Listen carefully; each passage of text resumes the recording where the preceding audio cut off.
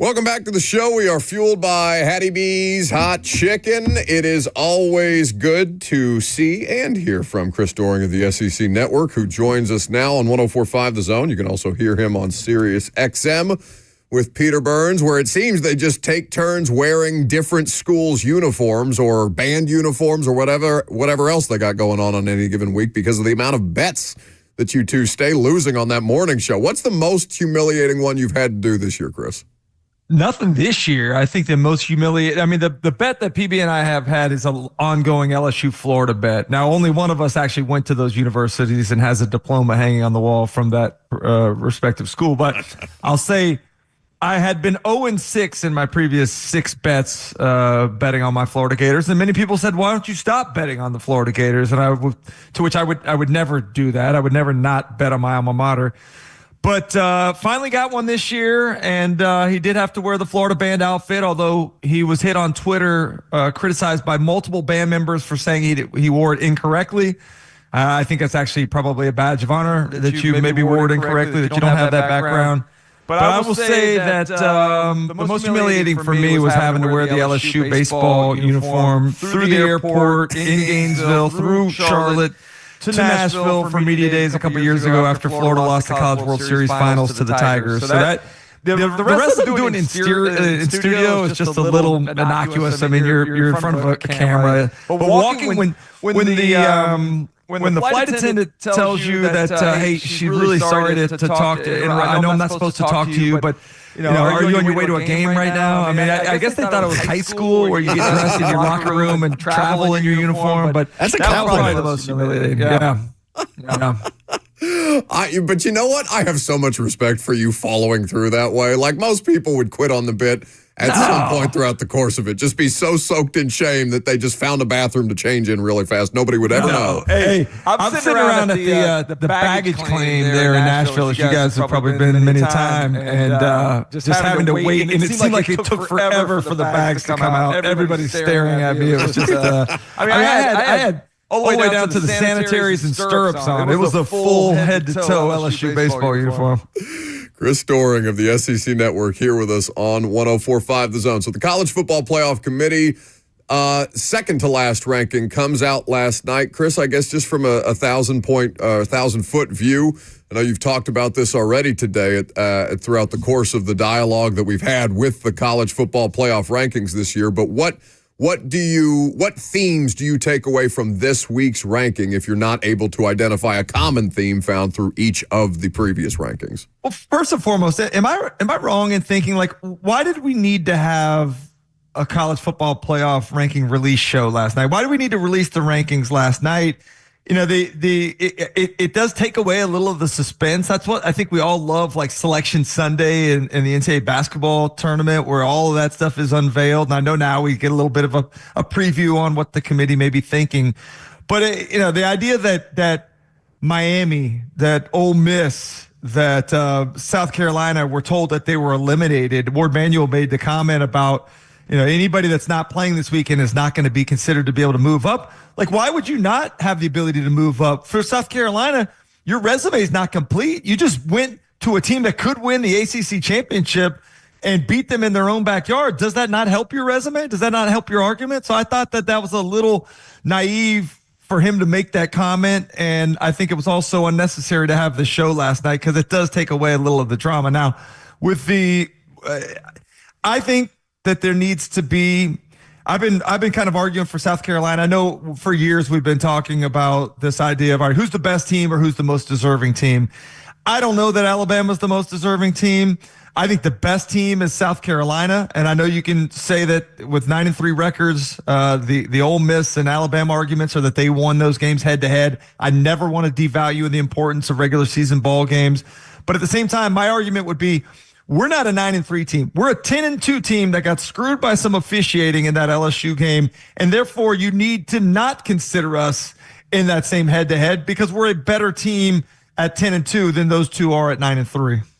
It also, where does that balance come, Chris, of what's happening now and in the last few weeks, how a team is currently playing versus the overall body of work? Obviously, the complete resume is important, but Tennessee fans are arguing that Ohio State should be penalized more for losing at home to unranked Michigan in embarrassing fashion like that. South Carolina fans are arguing they're playing better football than any of those other teams in that discussion. Do you think that should weigh more heavily the state of affairs as it currently is and in the last couple of weeks as opposed to the entire body of work? Yeah, you guys may or may not know, in addition to doing SiriusXM and the SEC Network, I also own a residential mortgage company here in Florida. And when you pull somebody's credit, if they just decided to not pay their credit card bill 30 days ago, it's going to hurt a lot more than if they didn't pay their credit card bill 2 years ago, right? Recency matters. So it's hard to take away that loss that Alabama suffered to a very mediocre at best Oklahoma team in Norman 2 weeks ago.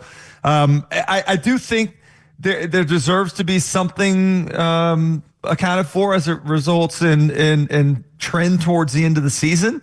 I think another metric that needs to be included is what Vegas point spreads would be. Like I know that Vegas lines are meant to get even betting on both sides, but it is a way to handicap who's a better team. I have to believe that South Carolina would be probably a 7.5, 8-point favorite over Miami. I don't know where South Carolina and Alabama would be right now, but I know South Carolina went to Tuscaloosa and lost by 2 in their own backyard. So I do think there are some additional things that need to be accounted for. But again, I do stand on head-to-head being the most important thing as it relates to college football. And the argument in the offseason was, well, the expansion of the 12-team field is going to devalue regular season games. We've seen meaningful regular season games for the last month and a half. I think that's been one of the best realizations of the season, is just how many fan bases have been really emotionally invested in a lot of these regular season games since probably the middle of October. At Chris Doering is where you can follow him. SiriusXM is where you can hear him. You can watch him, of course, on the SEC Network. And apparently, if you have mortgage needs, you can check him out in Florida as well, Chris. I had no idea that you were a man of so many talents. We appreciate always when Chris stops by. I also have appreciated the running commentary from college football coaches on all of this, including Lane Kiffin, who got out there this morning. Something to the effect of, does the committee actually watch these games, basically, based on this last ranking? Have you enjoyed this between Lane Kiffin? You have Brett Bielema weighing in on the college football playoff rankings, kind of providing a foil for Lane, at least on social media. I've really enjoyed seeing everybody put their thoughts out there on a regular basis. It's always existed, but I don't know that it's ever been this visceral. It's fun entertainment, that's for sure. And nobody loves to be entertaining on social media more than Lane Kiffin does. So this is perfect for him. We actually had Eli Drinkwitz on this morning on our show, and he was remarking about how embarrassing it is that athletic directors and coaches are arguing in Twitter space as if it actually matters. I would say probably half the committee probably doesn't even have Twitter or even know what's going on there. So, like, who are you really pleading your argument to? Right. I think, again, it's part of the entertainment value of college athletics, but I don't think it makes it a difference at the end of the day. Now, every time I go on there and read somebody's argument, I'm like, yeah, that's a good point, and I'm swung in that direction. I thought that Lane put on some really compelling arguments over the last couple of days, but at the same time, convincing me or you or anybody else really doesn't matter, because it's only those folks in that committee room that really have a say. So what do you think is the biggest shakeup that could still happen? With only conference championship games to play, Ward Manuel telling us that teams that are done playing games will not move in relation to other teams that are done playing games, but stands to reason somebody's going to move somewhere after Saturday, and that could displace other teams. What to you is the biggest possible shakeup in the rankings that could take place after Saturday? Well, I think there's two things. I think hosting first-round games is something that's going to be impacted by who wins some of the championship games this weekend. But I also think, Alabama, as much as they may be celebrating this morning after the announcement last night, you go have Clemson win that ACC championship game, and there's a real discussion between SMU and Alabama on who gets in that final spot. So I don't know that they should be booking their travel quite yet, but I think that those are the two things that I'm kind of most looking for. Right now, you kind of mentioned it before, I don't think Ohio State deserves at all to be hosting any sort of home playoff game after being embarrassed the way that they were by Michigan on Saturday. And in general, like, there's a lot of projections that have our SEC teams going on the road to some of these places, to going to Penn State, to going to Indiana. Like, I believe, I was asked this morning, who am I most curious about being a fraud in this field? Penn State's been a fraud for a long time. They've been a fraud. They've been fraudulent for years now. They get into the playoff field and they got a chance to be fraudulent again. So that's the one that I don't think deserves at all to be hosting a playoff game. I would say Ohio State after being embarrassed, and Penn State for just being projected up there because, again, they go through this Big Ten schedule that really doesn't test them at all. I want to give Michigan more flowers because of what they did over the weekend, but I just don't think I can because they actively tried to lose that game. Ohio State just incapable of being decisive in that moment, of dominating them the way that everybody expected them to dominate Michigan. I want to talk to you about South Carolina's win over Clemson here in just a second, but this Ohio State thing with Ryan Day and with the Michigan game, have you ever in your life seen something so perplexing as this coach who cannot get it done against this one program? Yeah, I did. I saw it in that same rivalry as Jim Harbaugh couldn't do it for the first, 5 or 6 years that he was there at Michigan. I mean, people were talking about firing him because he couldn't beat their arch rival. And then finally he did, and now they actually own Ohio State. So I think Ryan Day's a very good coach. I understand one of the things that has to be taken into consideration is return on investment. You know, Ole Miss's Grove Collective is one of the best in the country. But here you sit at 9-3, going to miss the playoff. Business people want to know, what am I getting for my money? Like, I want to know what Ohio State fans feel like. I guess the story's not written yet because we presume they're going to be in the field. But, like, what happens if they don't win a national championship? What happens if they haven't beaten Michigan? They really have nothing to show for the season. Do you continue to get that same sort of financial support that you need to be competitive in the NIL landscape we're in now? I think that's one of the things that we'll continue to find out as we get a larger sample size. Yeah, I think because of the financial implications of the team, right? It's been touted as one of the most expensive college football teams ever put together. And that, you know, it was a part of the dialogue at the end of Harbaugh at Michigan, but not quite the level of scrutiny that's being put on Ryan Day and Ohio State as a result, beyond just the results.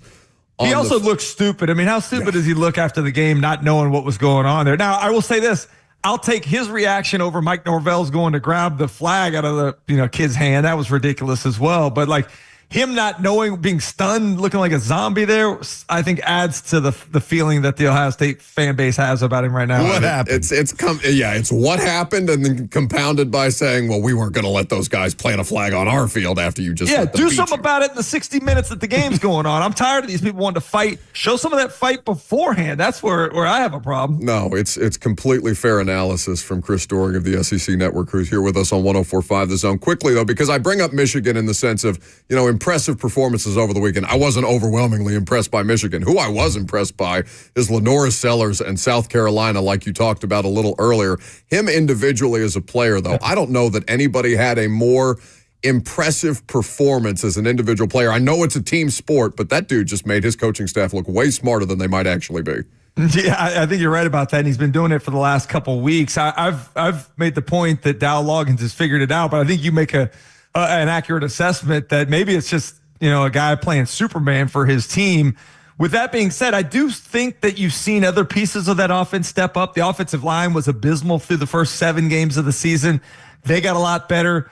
Rocket Sanders somehow found the fountain of youth and went back to that 2022 version of himself when he was in Fayetteville. He's been a big impact there. And you look at like Nick Harbor's starting to figure some stuff out. There's some pieces that I think are evolving. Now, the sad thing for South Carolina, they're playing as good as anybody in the country is right now. But that doesn't mean, even though you're going to get a lot of that back next year, that you're going to find that same magic, that you're going to have the same sort of run that you're part of. I think we all thought that Ole Miss and Missouri, after 11-win seasons last year, would be in the field this year. Neither of them are. So I think to be able to see now, particularly with the transfer portal, NIL stuff, being able to keep continuity from season to season is more challenging. And I hate the idea that we're not going to be able to see the South Carolina team that's feeling it go up against some of the perceived top teams in the country, because I think South Carolina could win it all, and we're not far removed. Remember, the argument used to be we don't need to expand the playoff because the number 4 seeds having a hard time competing with the number 1 seeds. I think you could look at number 10, 11, 12, maybe win a national championship. I think you could look at 13, 14, 15 teams that won't make the field being legitimate contenders. And I think that speaks to the level of parity in college football right now. Chris, how can Texas avoid a repeat performance against Georgia on Saturday? They got a block up front. I mean, I think there are some opportunities for plays to be made on offense, but it all starts with the offensive line. They have probably the best group of skill players around their quarterback as anybody in the country. I think the running back group has done a nice job. The storyline in the offseason was C.J. Baxter's injury and, what they were going to do to fill that void. They've done it really a nice job with Wisner and Gibson and Blue. But all of that is a moot point if you can't protect up front. And Georgia's secondary, think about their secondary. They've been known to give up some explosive passing plays this season. And certainly in the last 2 weeks, they haven't been able to tackle anybody. The running yards amassed by UMass and Georgia Tech are certainly out of the norm typically when you're talking about a Georgia defense. So they've got to protect better up front. They've got to be able to move people off the lines of scrimmage. Football is not that difficult of a sport to analyze. In this one, it's going to come down to the offensive line play, and Texas has to be different than they were when they played a month and a half ago. No, it's some of the best advice I've ever been given on football. It's not that complicated. It's just very, very detailed.